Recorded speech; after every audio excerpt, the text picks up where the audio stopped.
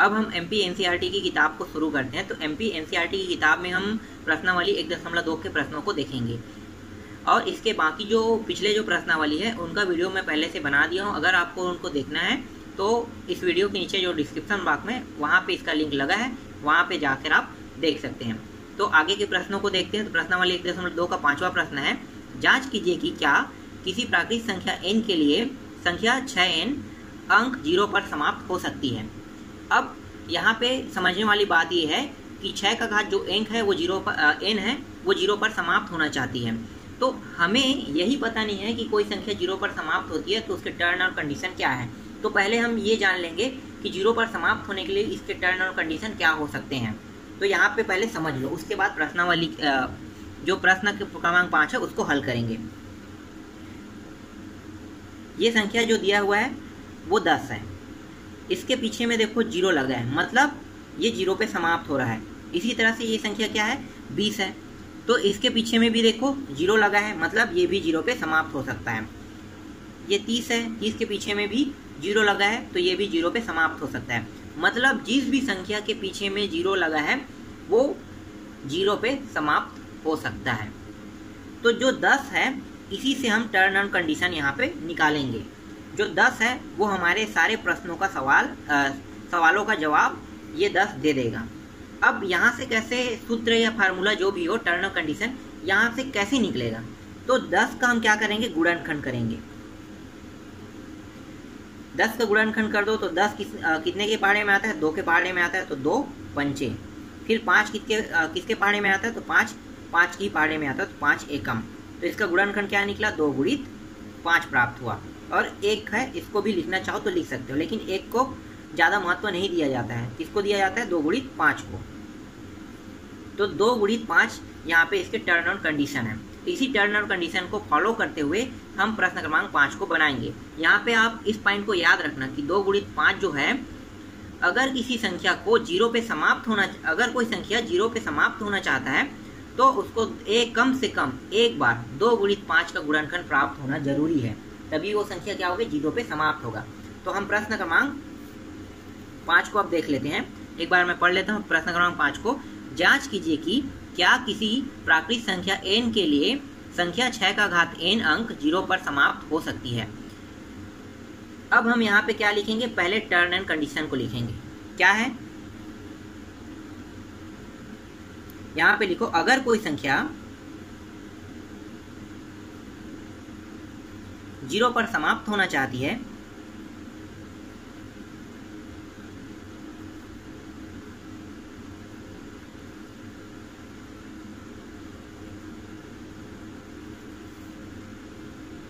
तो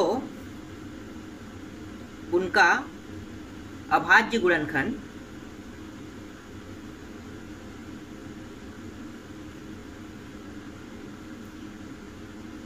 में कम से कम एक बार 2 गुणित 5 का गुणनखंड होना चाहिए। ये आपको लिखना है, यही टर्न एंड, इसका जो ये प्रश्न हल कर रहे हैं तो इसका टर्न एंड कंडीशन यही है। अब प्रश्न में क्या दिया है, 6 का घात n, मतलब 6 को हमें लेना है। तो 6 का हम गुणनखंड कर देते हैं, तो ये 2 के पहाड़े में आता है तो 2 तिया 6। फिर 3 जो है वो 3 के पहाड़े में आता है एक बार, तो ये 3 एकम 3। तो इसका गुणनखंड क्या निकला, 2 गुणित 3। क्या यहाँ पे 2 गुणित 5 प्राप्त हुआ है, नहीं प्राप्त हुआ है। तो इसका मतलब क्या है कि ये संख्या 0 पे समाप्त नहीं होगी। तो यहाँ पे नीचे में आप लिखो,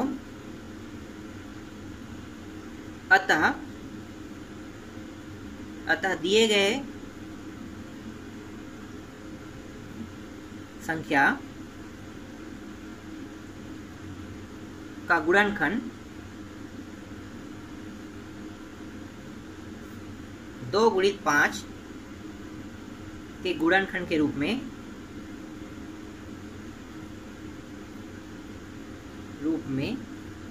प्राप्त नहीं होता है,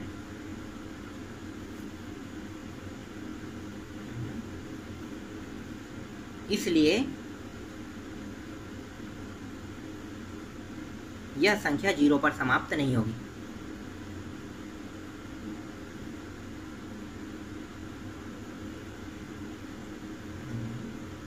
होगी। ये इस तरह से ये प्रश्न क्रमांक 5 बनेगा और ये प्रश्न क्रमांक 5 भी कंप्लीट हो गया। अब हम आगे देख लेते हैं प्रश्न क्रमांक 6 को।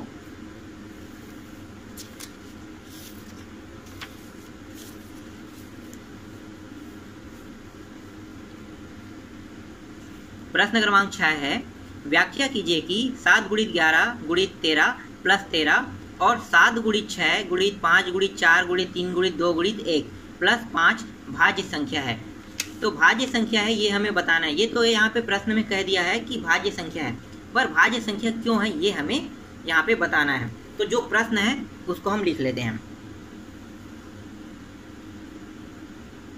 7 गुणित 11 गुणित 13 प्लस 13, इसको दो पार्टीशन कर लेते हैं इसका। ठीक, एक पार्टीशन में इसको हल करेंगे और दूसरे पार्टीशन में 7 गुणित 6 गुणित 5 गुणित 4 गुणित 3 गुणित 2 गुणित 1 को हल करेंगे और प्लस यहाँ पे 5 दिया है। तो पहले हम इसको हल करते हैं।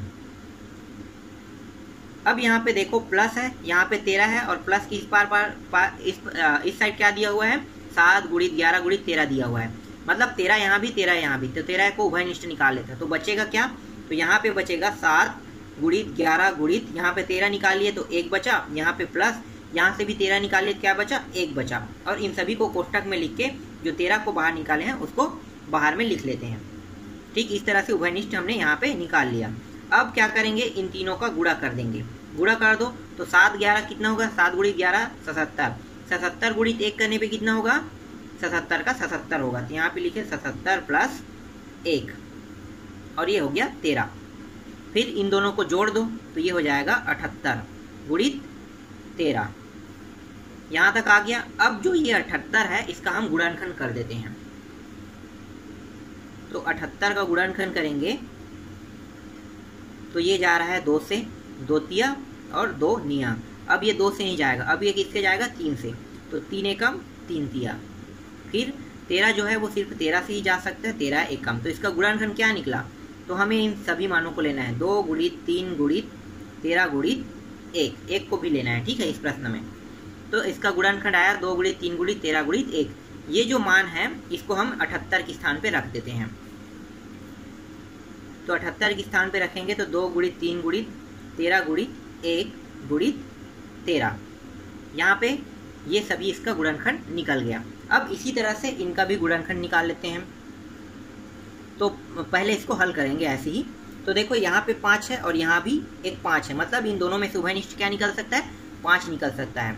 तो यहाँ पे जो बचेगा वो है 7 गुणित 6 गुणित, और इसको अगर हम बाहर निकालें तो यहाँ पे क्या बचेगा, 1 बचेगा। फिर 4 गुणित 3 गुणित 2 गुणित 1 प्लस यहाँ पे क्या बचेगा, यहाँ पे 5 को भी उभयनिष्ठ बाहर निकालिए तो 1 बचेगा।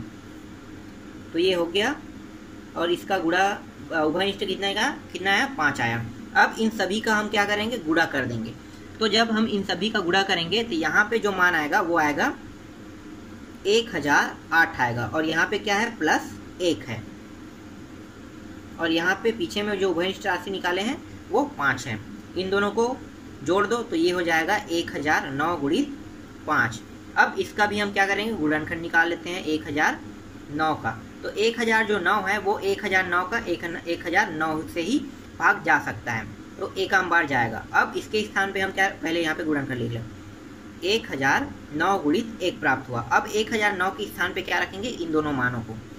तो 1009 गुणित 1 गुणित 5, ये मान प्राप्त हो गया। अब इसके भी एक कंडीशन है, टर्न एंड कंडीशन। कंडीशन क्या है, अगर कोई संख्या भाज्य संख्या है, इसको अब समझो ना, अगर कोई संख्या भाज्य संख्या है तो वो भाज्य संख्या क्यों है, मतलब भाज्य संख्या होने के लिए उसके टर्न और कंडीशन क्या है। तो यहाँ पे जो गुणनखंड प्राप्त हुआ है इसी से हमें पता चलेगा कि ये भाज्य संख्या है या नहीं।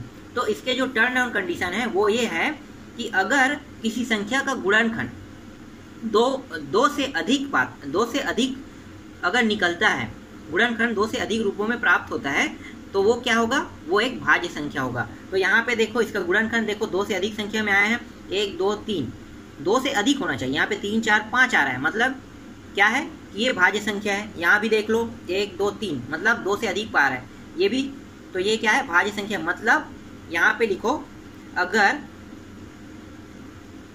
नहीं, यदि लिखो, यदि किसी संख्या का गुणनखंड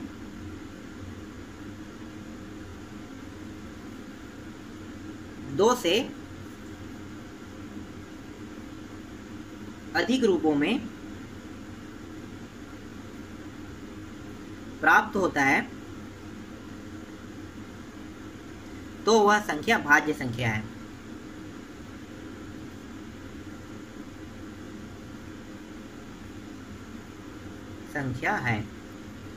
इस तरह से प्रश्न क्रमांक 6 भी कंप्लीट हो गया।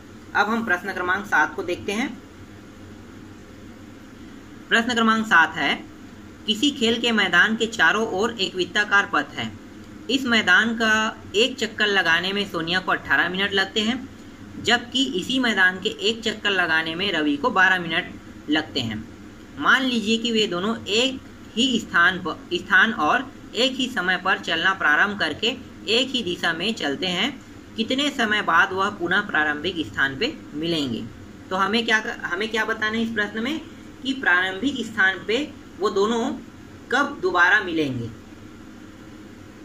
तो यहाँ पे दो व्यक्तियों का जिक्र हुआ है, एक तो सोनिया और एक रवि। तो यहाँ पे लिखो सोनिया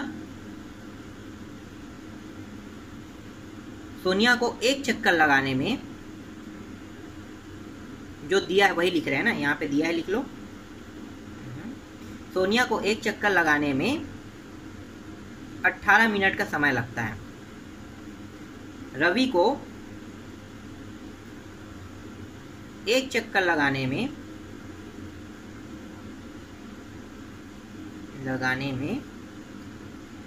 12 मिनट का समय लगता है।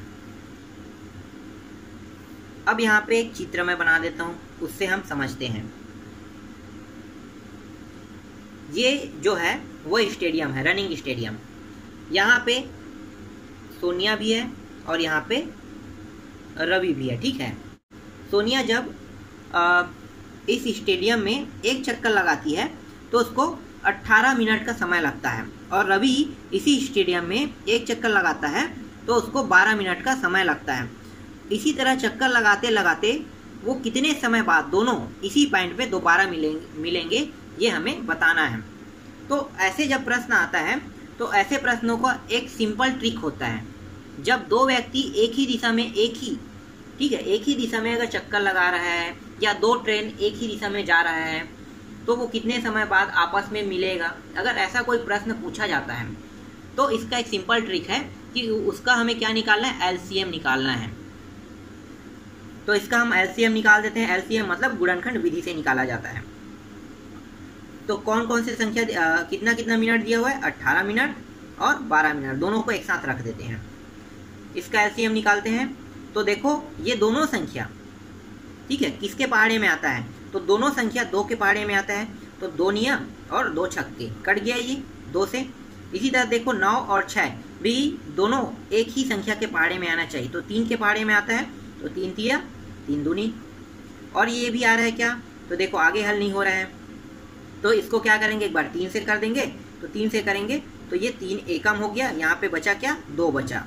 फिर इस 2 को भी कर देते हैं, और ये 2 जो 1 है जैसा वैसा रहने दो, 2 एकम 2। तो देखो कितना आ गया है एलसीएम, 2 गुणित 3 गुणित 3 गुणित 2। नीचे के मान को लिखना चाहो तो लिख सकते हो, एक का कोई महत्व नहीं है तो आपको लिखने की जरूरत नहीं है।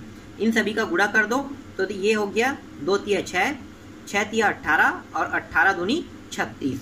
तो 36 मिनट बाद वो दोनों पुनः प्रारंभिक स्थान पे मिलेगा। तो यहाँ पे नीचे में लिखो, अतः दोनों 36 मिनट बाद पुनः प्रारंभिक